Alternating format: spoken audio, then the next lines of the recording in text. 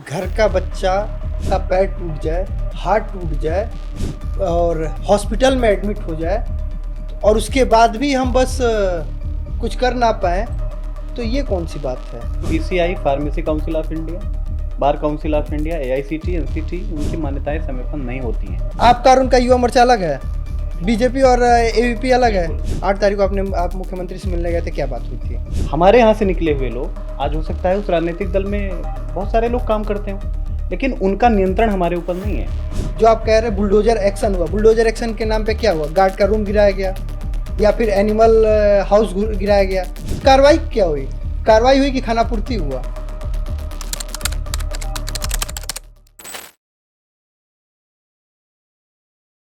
नमस्ते, मेरा नाम है ब्रजेश तिवारी और आपका एक बार फिर से स्वागत है बतकही चौक पे। बतकही चौक पे बतौर मेहमान हमने जिसे बुलाया है उसके बारे में, उनके बारे में हम आपसे परिचय कराएं। उससे पहले एक घटनाक्रम का जिक्र करते हैं। नेपाल में आपने देखा होगा जेएनजीओ ने कैसे सरकार बदल दी, सत्ता बदल गया, प्रधानमंत्री ने इस्तीफा दे दिया। दरअसल उन्होंने अपनी एक आवाज उठाई थी और जिसका परिणाम हुआ कि वहां के प्रधानमंत्री ने इस्तीफा दे दिया। ऐसे ही उत्तर प्रदेश में एक यूनिवर्सिटी के खिलाफ छात्र संगठन ने आवाज उठाई। अखिल भारतीय विद्यार्थी परिषद ने 1 सितंबर को भर मन मारा गया। उसके बाद आंदोलन होना था, फिर बैठकें हुई और वो आंदोलन किस तरफ चला गया उस पे हम बात करने के लिए अखिल भारतीय विद्यार्थी परिषद के राष्ट्रीय मंत्री को हमने बतकही चौक पे बतौर मेहमान बुलाया। धन्यवाद। बहुत बहुत स्वागत है अंकित जी आपका। आप अंकित जी हैं और राष्ट्रीय मंत्री हैं, तो शुरुआत तो वहीं से बतकही करने बैठे हैं तो बहुत मौज में बतियाएंगे। जेएनजीओ ने नेपाल में सत्ता परिवर्तन करा दिया, युवाओं ने, युवा शक्ति का ये है परिणाम। और वही युवा बाराबंकी में भर मन पीटे गए। आप ही के सब भाई थे, छोटे भाई थे। क्या हुआ कुछ समझ नहीं आया। देखिए, बाराबंकी की दुर्भाग्यपूर्ण घटना से हम सब, आप और हम और ये पूरा समाज, उसके अंदर का जो दर्द है वो आक्रोश के रूप में सोशल मीडिया पर भी और समाज की अलग अलग गतिविधियों में भी हमको दिखा। थोड़ा नेपाल से इसकी तुलना हो रही है तो मैं एक बात बहुत स्पष्टता से कहना चाहूँगा कि 1949 में विद्यार्थी परिषद बना और 1949 से हमारे आंदोलनों की जो यात्रा है वो उपलब्धियों के साथ है। हमारा आंदोलन कभी भी हिंसक नहीं हुआ है। हमारी स्थापना हुई थी कि हम रचनात्मक दृष्टिकोण के साथ विद्यार्थियों की शक्ति का निर्माण करेंगे और हमारे आंदोलन और अन्य छात्र संगठनों के आंदोलन में यही अंतर है कि हम समस्या से समाधान की यात्रा करते हैं और हम अलग अलग गतिविधियों के माध्यम से, आपने इस आंदोलन के भी स्वरूप में देखा, हमने मसाल जुलूस निकाला, हमने जिला केंद्रों पर प्रदर्शन करते हुए ज्ञापन सौंपा और धीरे धीरे हम उस आंदोलन की यात्रा में गए। इसलिए मेरा स्टूडेंट कम्युनिटी से ये कहना है कि अपने आक्रोश की अभिव्यक्ति को भी बहुत रचनात्मक स्वरूप में ही रखकर ही हम, चूंकि हम सकारात्मक समाधान चाहते हैं, हम हिंसा का मांग नहीं अपना सकते, हम उपद्रव नहीं कर सकते, इसलिए हमारे आंदोलन को हमने उसी स्वरूप में रखा। नहीं तो घर का बच्चा का पैर टूट जाए, हाथ टूट जाए और हॉस्पिटल में एडमिट हो जाए और उसके बाद भी हम बस कुछ कर ना पाएँ, तो ये कौन सी बात है? नहीं, देखिए, उस पूरे आंदोलन के अंदर आप देखेंगे, आंदोलन में हमने जो अपनी मांगे की, देखिए, रामस्वरूप विश्वविद्यालय में हमको जानकारी हुई छात्रों के साथ, उनके भविष्य के साथ खिलवाड़ किया जा रहा था। हम वहाँ गए, हमारे कार्यकर्ता गए, हमने आंदोलन किया। लेकिन पूरे प्रदेश भर में ऐसे बहुत सारे शैक्षिक संस्थान हैं जहाँ पर अभी भी विधि पाठ्यक्रम ही नहीं, PCI, pharmacy council of India, bar council of India, AICT, NCT, उनकी मान्यताएं समय पर नहीं होती हैं और छात्रों के भविष्य के साथ खिलवाड़ किया जा रहा है। इसलिए हमने पहली पत्रकार वार्ता में भी एक बात कही थी कि माननीय मुख्यमंत्री जी ने माफियाओं को मिट्टी में मिलाया है, शिक्षा माफियाओं को भी मिट्टी में मिलाने का समय आ गया है और इसलिए केवल रामस्वरूप नहीं, रामस्वरूप विश्वविद्यालय एक उदाहरण हो सकता है उसके लिए। ऐसे प्रदेश में जो भी शैक्षिक संस्थान चल रहे हैं उन पर कार्रवाई होनी चाहिए। तो हमने देखा कि एक एडवाइजरी सरकार की तरफ से जारी होती है जिसमें 15 दिन के अंदर वो जांच और कार्यवाही की भी बात है। ने उस टाइमलाइन को भी समझ लेते हैं। 1 सितंबर बाराबंकी में प्रोटेस्ट के दौरान लाठीचार्ज। 1 सितंबर को बच्चे एडमिट होते हैं, 2 सितंबर को आते हैं पहले ब्रजेश पाठक, 3 सितंबर को केशव प्रसाद मौर्य जी आते हैं। 4 सितंबर के दौरान आपकी पीसी होती है और आप ये कहते हैं कि हम प्रोटेस्ट करेंगे। 5 सितंबर 6 सितंबर में जिला का स्तर पे अलग अलग प्रदेश में प्रोटेस्ट होता है। उसका परिणाम ये होता है कि वन नेशन वन इलेक्शन के लिए आप ही के कंधों पे ये जिम्मेदारी थी उस कार्यक्रम को सफल बनाना, और वो कार्यक्रम नहीं, एकदम आप युवाओं के कंधे पे जिम्मेदारी थी। देखिए उनका अपना युवा मोर्चा है। अच्छा, अपना युवा मोर्चा, और आपका और उनका युवा मोर्चा अलग है? बीजेपी और एबीपी अलग है? बिल्कुल, इस तथ्य को भी समझते हैं। हाँ। बहुत अच्छा प्रश्न किया है आपने, इससे कई लोगों की भ्रांतियां दूर होंगी। विद्यार्थी परिषद बना 1949 में। ठीक है। बीजेपी कब बनी? वो तो 75 के बाद बनी। 1980। जनसंघ 1951। 51।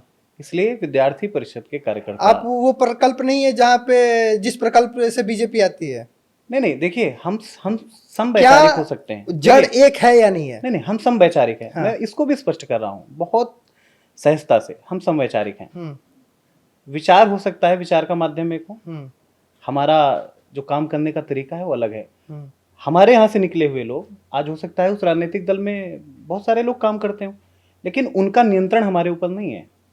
हम स्वतंत्र छात्र संगठन है और हमने करके दिखाया है। जनता पार्टी की सरकार 77 में बनी, हम सबको पता है। 75 में आपातकाल के बाद हमने प्रोटेस्ट किया था जेपी मूवमेंट के अंदर।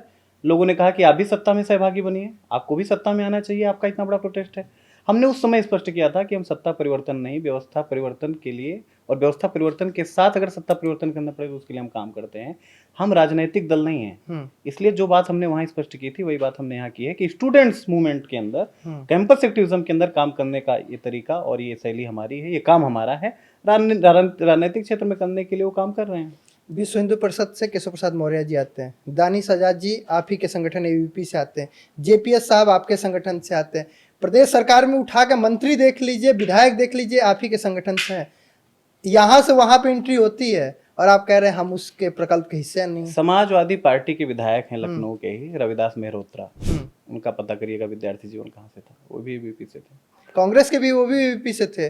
जो रेवंत रेड्डी हाँ। मुख्यमंत्री हैं, वो कहाँ से आए? एबीपी से आए। हम तो निर्माण करते हैं स्टूडेंट्स का, और निर्माण करते अपने लोग को बचा नहीं पाते हैं। बैठक बिल्कुल बचाते अच्छा, हैं, बिल्कुल बचाते हैं। देखिए मैं फिर कह रहा हूँ, 8 तारीख को आपने हिंसा किसी भी आंदोलन का मार्ग नहीं होना चाहिए। 8 तारीख को आप मुख्यमंत्री से मिलने गए थे, क्या बात हुई थी? बिल्कुल, मुख्यमंत्री जी से हमने जो मांगे प्रेस में की थी वही मांगे हमने बहुत स्पष्टता के साथ उनके सामने रखी, और एक एक बिंदु पर हमारी उनकी वार्ता हुई। हमारे प्रतिनिधिमंडल ने बहुत स्पष्टता के साथ उनसे वो मांगे फिर से रखी, और जो कार्यवाहियां उनके द्वारा हुई थी उनके द्वारा जानकारी दी गई कि हमने कार्यवाही की। देखिए, बाहरी गुंडों के द्वारा वहाँ मारपीट की गई, हम सबके सामने वो घटना सामने। 5 लोग हमने चिन्हित किए थे, लेकिन उनकी कार्यवाही में आईजी की रिपोर्ट में सीसीटीवी फुटेज में 6 लोग दिखे। 6 लोगों को गिरफ्तार करके जेल भेजा गया। जो अवैध निर्माण था उस पर कार्रवाई हुई। लाठीचार्ज प्रकरण के जो प्रथम दृष्टया उनको दोषी लगे उन पर उन्होंने कुछ पे सस्पेंशन पे, कुछ को लाइन में अटैच किया, और वो अभी जांच जारी है। वीडियो विजुअल सभी भी शासन ने मंगाया है कि जो अन्य वीडियो विजुअल जो नहीं आ पाए थे सीसीटीवी फुटेज के आधार पर जो कार्यवाही पहले बार हुई, और वीडियो विजुअल्स में और भी लोग दिख रहे हैं, तो उनको भी शासन ने मंगाया है। हम कहीं भी इस आंदोलन में कोई भी हमारी जो मांग थी उससे हम इतर नहीं है, उसी मांग पे कायम है, उसी मांग पे। लेकिन एक चीज और है, SRMU यूनिवर्सिटी जिसके खिलाफ आपका प्रोटेस्ट था उसका क्या हुआ? क्या प्रबंधन के कमेटी के किसी भी लोग के ऊपर FIR हुआ? जो आप कह रहे बुलडोजर एक्शन हुआ, बुलडोजर एक्शन के नाम पे क्या हुआ? गार्ड का रूम गिराया गया या फिर एनिमल हाउस गिराया गया? कार्रवाई क्या हुई? कार्रवाई हुई कि खानापूर्ति हुआ? बहुत अच्छे प्रश्न आप कर रहे हैं और ये बहुत जरूरी है। देखिए, गार्ड रूम विश्वविद्यालय के किसी मानक के अंतर्गत ही है ना, एनिमल हाउस किसी मान्यता के मानक के अंतर्गत होगा, लेकिन वो अवैध भूमि पर बना था इसलिए गिरा है।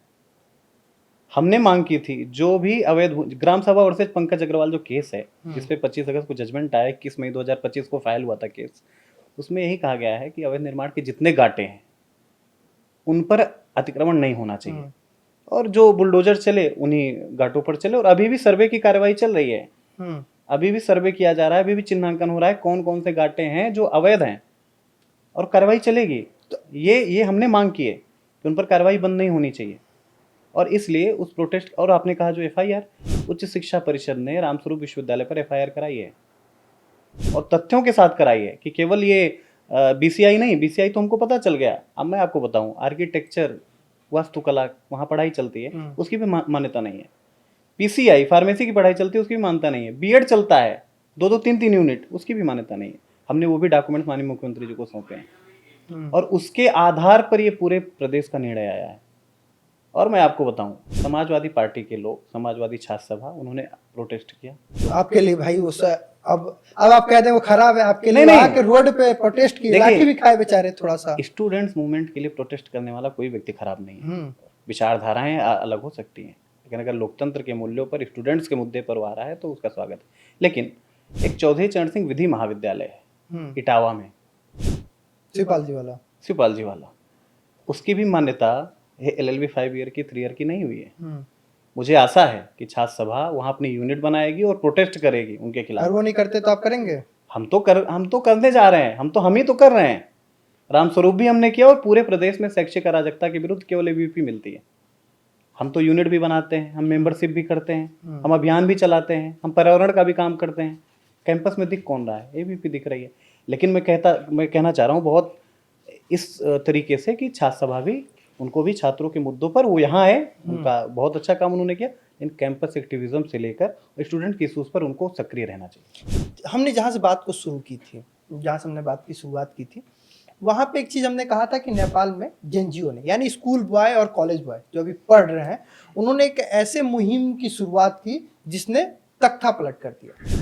प्रधानमंत्री को इस्तीफा देना पड़ा, बहुत हिंसक हो गए उस तरीके से, होटल जल रहे हैं, पूर्व प्रधानमंत्री की बीवी को जला दिया गया, वैसा नहीं होना चाहिए। लेकिन उन्होंने जो चाहा, जो प्रोटेस्ट उन्होंने सोशल मीडिया से शुरू किया था, उसका आकार दे दिया। लेकिन जो ABVP का जो प्रोटेस्ट था, जो आपकी मंशा थी, आकार अभी पूरा आ नहीं पाया, जो चाहिए वो पूरा नहीं हुआ। लेकिन और उससे पहले आप लोग शांत हो गए। नहीं, हमने, फिर आपको मैं बता रहा हूँ कि हमने संघर्ष और आंदोलन छोड़ा नहीं है। हमारे आंदोलन का स्वरूप फिर से वही होगा, हम अपने स्वरूप से आंदोलन फिर से करेंगे।